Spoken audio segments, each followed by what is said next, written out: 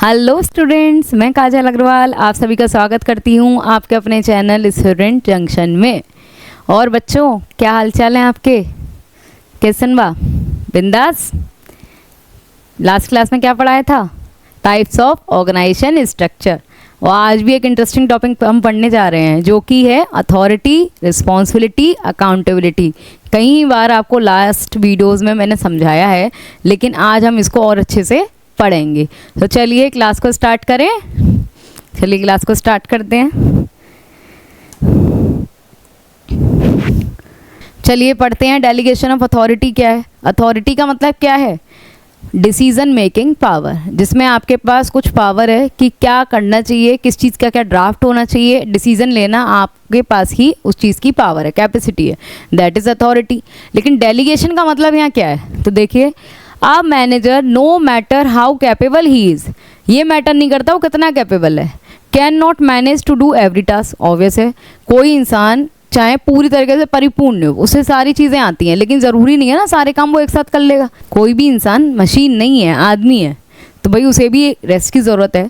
तो volume of work make its impractical to handle it. भाई काम इतना होता है ना, आप कॉर्पोरेट सेक्टर में जाइए, इतना वर्कलोड होता है बहुत ज़्यादा, एक ही बंदे पर इतना काम सौंप दिया जाता है कि उसे आता तो है वो काम करना, लेकिन भैया टाइमिंग तो वही है ना, वर्किंग आवर्स तो वही है ना, कितने मल्टीपल टास्क वो एक साथ परफॉर्म कर लेगा। ठीक है, अब इसको हैंडल करना बहुत ज़्यादा इम्पॉसिबल सा हो जाता है। एज अ कॉन्सिक्वेंसेस क्या होता है कि वो ये चाहता है कि मैं ऑर्गेनाइजेशन के गोल के लिए काम करने को बिल्कुल रेडी हूँ, मुझे सारी चीज़ें आती हैं, आप जो काम मुझे दे रहे हैं मैं बिल्कुल तैयार हूँ, मैं अचीव करना चाहता हूँ। लेकिन वो ये सोचता है कि कुछ अथॉरिटी मुझे डेलीगेट भी करनी है, पावर मेरे पास ही रहेगी, किसी चीज़ को करने की पावर मेरे पास ही रहेगी, लेकिन आपने इतने टास्क मुझे दे दिए हैं कि उसमें से कुछ टास्क, कुछ काम मैं अपने जो सबऑर्डिनेट हैं उनको देना चाह रहा हूँ, इमीडिएट सबऑर्डिनेट। जैसे आप जानते हैं ना, ये आपके बॉस हैं, आप इनके क्या हैं? सबऑर्डिनेट, ये तीनों। तो भाई उस बंदे पर बहुत सारा काम है, उसने कहा मुझे गोल को अचीव करना है, लेकिन टास्क कितने सारे हैं। तो जो टास्क इजी हैं या ठीक है, जो वो कर सकते हैं परफॉर्म सबऑर्डिनेट, तो एक काम करता हूँ, उनको उस चीज़ की अथॉरिटी डेलीगेट कर देता हूँ, मतलब दे देता हूँ, ताकि वो काम वही देख लें अपने एंड से। और जो काम कॉम्प्लिकेटेड है, जो वो परफॉर्म नहीं कर पाएंगे, वो काम मैं देख लेता हूँ। जैसे मान लीजिए एक मार्केटिंग मैनेजर है और उसे एक नया कैंपेन लॉन्च करना है, तो उसने क्या किया, ए बी सी तीन लोग उसके यहाँ काम करते हैं। तो भाई ए को बोल दिया कि एक काम करो, तुम सोशल मीडिया हैंडल अच्छे से करते हो, तुम वो करो। बी को बोल दिया तुम ग्राफिक्स डिज़ाइनिंग में अच्छे हो, टेम्पलेट अच्छे से बना लेते हो, तुम काम करो। तीसरे को बोल दिया इनसे क्या रिजल्ट आ रहा है, उस डेटा को एनालिटिकल, मतलब तुम्हारी स्किल्स अच्छे हैं, तुम इसमें लगो। तो भाई जो काम सबऑर्डिनेट भी कर सकते हैं जो आपकी टीम में, तो भाई काम दो ना। और जिस काम को वो नहीं कर सकते, जिस काम में आप परफेक्ट हैं, तो वो काम आप करो, ताकि क्या होगा, वर्कलोड अगर डिवाइड होगा तो जो आपके पास भी अगर कम काम होगा तो, और उस काम में आप एक्सपर्ट है, तो उस काम को और अच्छे से कर पाएंगे। तो ये इसीलिए ऑर्गेनाइजेशन में अथॉरिटी को डेलीगेट करना ज़रूरी माना जाता है। जैसे ये डेलीगेशन जो होगा, अब आप इसमें देखिए, top level, middle level, low level, operation level, चारों ही अलग अलग हैं, अलग अलग लेवल हैं, डिफरेंट लेवल हैं, सबकी अथॉरिटीज़ अलग है। इनको कुछ ज़्यादा अथॉरिटी है, इनको थोड़ी कम, इनसे कम, इनसे कम। लेकिन भाई टॉप लेवल पे बहुत सारे काम होते हैं, आपको लगता है बहुत ऊंची पोस्ट पर हैं, काश हम आ जाए, लेकिन काम भी, रिस्पॉन्सिबिलिटी भी उतनी ज़्यादा बढ़ जाती हैं। तो भाई उन पर इतना वर्कलोड है, तो उन्होंने क्या किया, कुछ काम मिडिल लेवल को दे दिया, मिडिल लेवल वालों ने लोअर लेवल को दे दिया। तो इसका मतलब क्या है, अथॉरिटी डाउनवर्ड जा रही है, अब बढ़ नहीं जा रही, क्योंकि वर्कर्स में इतना नहीं है कैलिबर कि वर्कर्स कहेंगे कि भाई सीईओ से तुम ये काम करो हमारा, नहीं। एक टॉप लेवल मैनेजर या आपके बॉस ही आपको काम असाइन कर सकते हैं, आप बॉस को काम असाइन नहीं कर सकते। तो डेलीगेशन हमेशा क्या होता है, डाउनवर्ड ट्रांसफ़र करता है अथॉरिटी को सुपीरियर से सबऑर्डिनेटर तक, मतलब ये सुपीरियर है और ये subordinate. It is prerequisite to the efficient functioning, ये बहुत ज़रूरी है अगर ऑर्गेनाइजेशन में काम अच्छे से करने हैं तो। बाई डेलीगेशन मैनेजर फोकस कर सकता है हाई प्रायोरिटी एरिया पे। भाई जो काम इतने ज़्यादा हाई प्रायोरिटाइज नहीं थे, इतना कोई ज़रूरी नहीं थे, वो काम अपने अपने सबऑर्डिनेट को दे दिए। और जो काम ज़्यादा मतलब कहते हैं ना प्रायोरिटी पे थे और कॉम्प्लिकेटेड थे, जो काम वो परफॉर्म नहीं कर सकते, वो काम आपने कर लिए। क्या हो गया, काम बट गया, सब उन लोगों को भी वो काम आ गया। इसमें एम्प्लॉय का भी डेवलपमेंट हो गया कि वो भी सीखे कि भाई इस काम को कैसे करते हैं। जो काम उन्हें आता नहीं था, आपने उनको भी उसमें परफेक्ट कर दिया, और आपका वर्कलोड भी बट गया, और आपने भी जो काम था उसे एफिशिएंटली तरीके से कर लिया। तो ये प्रोवाइड करता है अपॉर्चुनिटी सबॉर्डिनेट को भी कि भाई आप भी कुछ सीखिए। ये ज़रूरी नहीं है ना जो काम ऑलरेडी करते चले आ रहे हैं वही करो रिपीटेड टास्क, कुछ अलग भी सीखो ताकि आप अपने स्किल्स को भी डेवलप करो, ठीक है। Delegation does not mean abdication. Delegation का मतलब ये नहीं है, लेकिन जैसे मार्केटिंग मैनेजर जो कैंपेन अगर लॉन्च कर रहा था तो मल्टीपल टास्क उसने अपने सबॉर्डिनेट ABC को दिए, तो इसका मतलब आपको काम करने की अथॉरिटी दे दी, आपको काम सौंप दिया, तो इसका मतलब ये नहीं है कि वो अथॉरिटी अब आपके पास ही रह गई, उसने त्याग दी, नहीं, वो अथॉरिटी अब भी उसकी है, वो आपसे वापस ले सकता है कभी भी।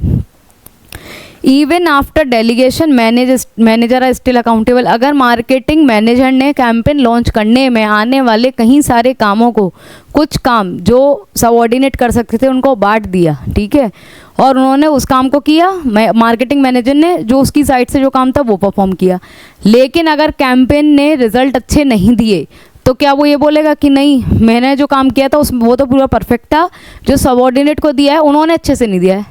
नहीं, इसमें किसको पकड़ा जाएगा? मैनेजर को, कि भाई आपको इतना नहीं पता था कि आपके सबऑर्डिनेट क्या काम करने में कैपेबल हैं क्या नहीं है, तब भी आपने उनको वो काम दिया जो वो अच्छे से नहीं करते। तो आप चाहे अथॉरिटी डेलीगेट कर दीजिए कि आप इस काम को कर लीजिए, लेकिन अगर जैसा भी काम होगा उसका बुरा होगा या अच्छा होगा उसके लिए अकाउंटेबल कौन होंगे? मैनेजर, मतलब आपको ही पकड़ा जाएगा, ठीक है भाई। इस तरीके से अथॉरिटी को डेलीगेट किया जाता है। अब अथॉरिटी को डेलीगेट करते हैं तो उसके भी 3 एलिमेंट्स हैं। पहला authority, second responsibility, third accountability. ये तीनों भी पता है एक दूसरे से इंटरलिंक्ड है, कैसे हैं ये हम जानेंगे। पहले जानते हैं अथॉरिटी क्या है। देखो, इसमें एक इंसान ऑर्डर करते हुए दिख रहा है जो इतने सारे लोगों के ऊपर वर्क का वर्डन डालकर, वर्कलोड डालकर कह रहा है भैया इस दिशा में काम करो, इसका मतलब ही सुपीरियर है। देखो, अथॉरिटी का मतलब है इंडिविजुअल का right to command a subordinate. उसको राइट है, अधिकार है कि वो जो उसके सबऑर्डिनेट जो उसके अंडर में काम कर रहे हैं उनको कमांड कर सके और एक्शन ले सके with in a scope of his position. जितना उसकी पोजीशन के हिसाब से उसे राइट दिया गया है उन राइट्स को यूज़ कर सके और उनमें डिसीजंस ले सके, ठीक है। In simple words we say authority refer to right to take decision independently due to the your manager position.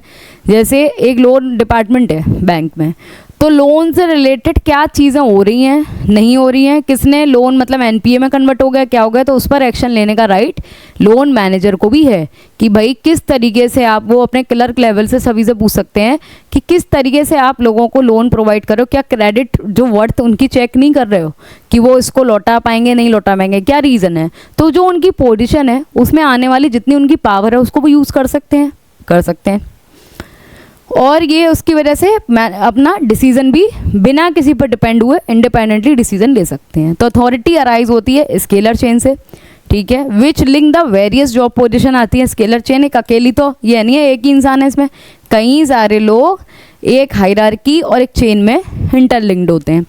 And level of organisation, authority is highest at the top level and flow from top to bottom. जो authority होती है कि किसका अधिकार सबसे बड़ा, ये top level, ये मिडिल लेवल, ये लोअर लेवल। क्या अथॉरिटी इसके पास ज़्यादा होती है कि टॉप लेवल वाला जो यहाँ बैठा है उस पर पावर ज़्यादा है, इस पर कम है, और उससे भी कम लोअर लेवल वाले पर है। टॉप लेवल पर जो बैठे हैं उनका ज़्यादा है।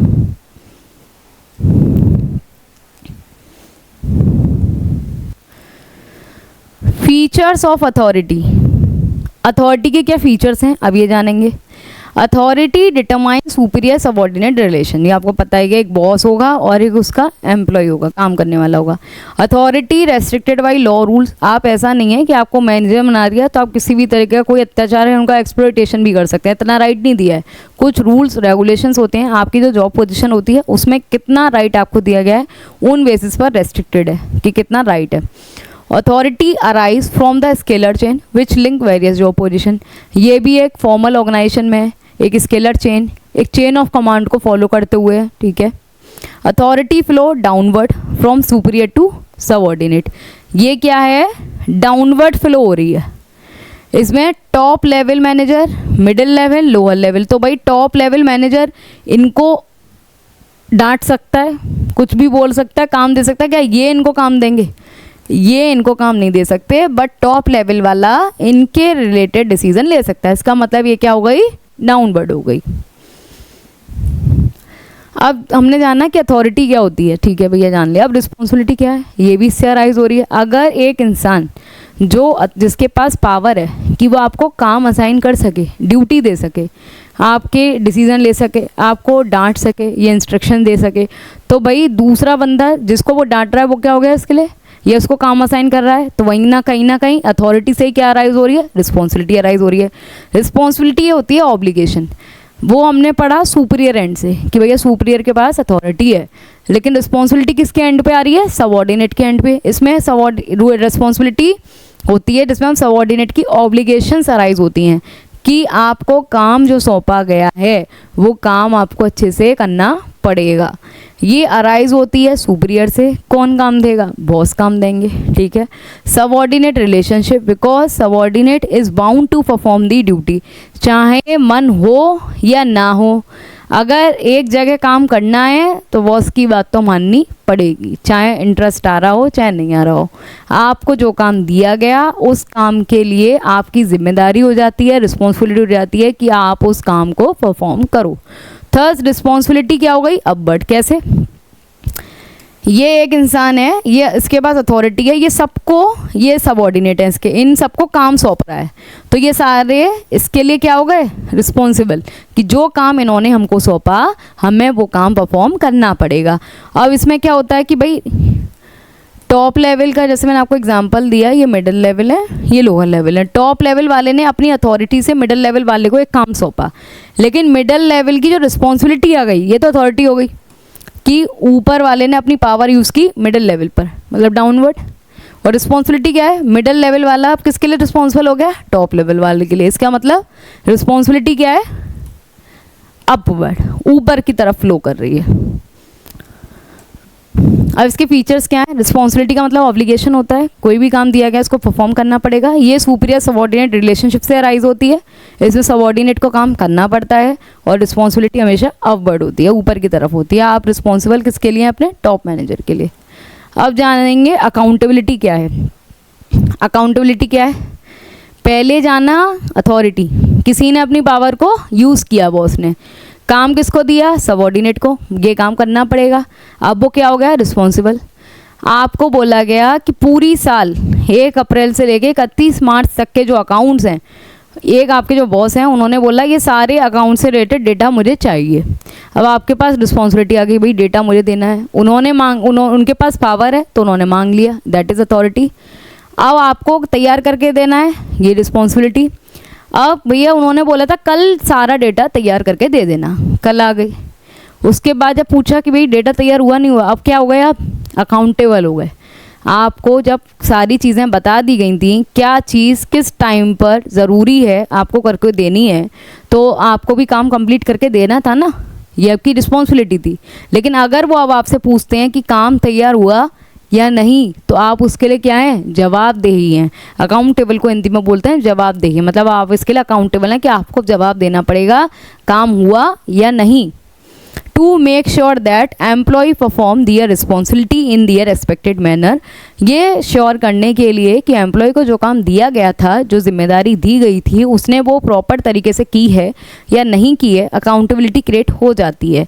अकाउंटेबिलिटी का मतलब है जब सबऑर्डिनेट आंसरेबल होगा, मतलब आपको जवाब देना पड़ेगा for the non completion of the task. उन्होंने बोला था कल तक डेटा दे देना अकाउंट्स का, आप ऑफिस में गए, उन्होंने बुलाया कि भाई काम कंप्लीट हुआ नहीं हुआ, आपने बोला नहीं सर काम कंप्लीट नहीं हुआ, इसका मतलब आप क्या हो गए, अब आंसरेबल हो गए, क्यों काम कंप्लीट नहीं हुआ ये बताओ, हो गया तो बात ख़त्म। अगर वर्क असाइन किया गया उसके बाद वो वर्क कंप्लीट नहीं हुआ तो क्या रीजंस हैं, ये रीजंस बताइए, तो आप इसके लिए क्या हो गए, आंसरेबल हो गए, आपको जवाब देना पड़ेगा। Accountability can not be delegated, क्या जवाब के लिए आप ये बोल दोगे सर मेरे फ्रेंड से पूछ लो।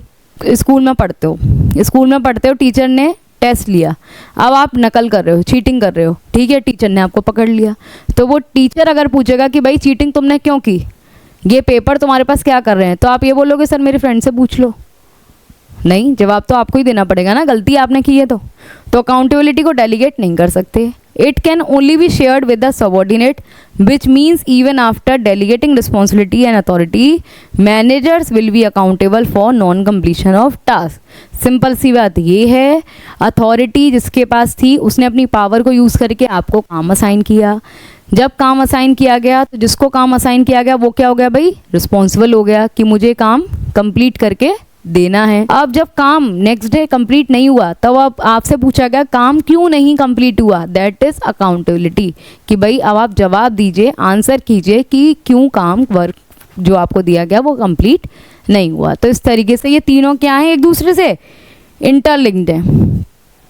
अकाउंटेबिलिटी मीन्स आंसरेबल होना, इसको आप किसी और को पास नहीं कर सकते। ये इन्फोर्स होती है रेगुलर फीडबैक देने से। ये भी अपवर्ड है क्योंकि आप जवाब अपने नीचे वालों को नहीं देते हो। अगर टॉप लेवल मैनेजर से कुछ गलती हो गई तो वो आप उससे नहीं पूछोगे सर आप मुझे बताओ आपने गलती क्यों की, नहीं पूछ सकते। इसका मतलब क्या है, ये अपवर्ड है। Subordinate will be accountable to his superior. तो ये थी आज की क्लास जिसमें हमने जाना अथॉरिटी का मतलब, रिस्पॉन्सिबिलिटी का मतलब और अकाउंटेबिलिटी का मतलब। उम्मीद करती हूँ कि आपको समझ में आया होगा। अगर आपको समझ में नहीं आया है तो बच्चों आप अपने डाउट्स को कमेंट सेक्शन में लिख सकते हैं, आपके डाउट्स क्लियर किए जाएंगे। और नेक्स्ट क्लास में हम ऑर्गेनाइजिंग का सेंट्रलाइजेशन, डिसेंट्रलाइजेशन, इससे रिलेटेड टॉपिक कवर करेंगे। तो चलिए फिर नेक्स्ट क्लास में मिलते हैं। और जब तक आप अपनी पढ़ाई मन लगाकर करें, कोई भी प्रॉब्लम हो कुछ हो तो भाई आप हमसे कांटेक्ट कर सकते हैं। किसी भी प्रकार का कोई डाउट हो कमेंट सेक्शन में लिखिए, ठीक है। उससे रिलेटेड हम एक वीडियो भी बनाएंगे अगर आपके डाउट्स वगैरह के लिए, डाउट क्लियरिंग सेशन में। तो ठीक है, चलिए बच्चों खुश रहिए और बिल्कुल मन लगाकर पढ़ाई कीजिए। और आपसे मिलते हैं नेक्स्ट वीडियो में। 1 मिनट भूल गए ना, हमारे चैनल पर आना ना भूलिए। Where learning never stop. हमारे चैनल से जुड़ने के लिए क्या करना है, चैनल को सब्सक्राइब करना है, बेल आइकन को प्रेस करना है, ज़्यादा से ज़्यादा लोगों को शेयर करना है हमारा वीडियो। Thank you.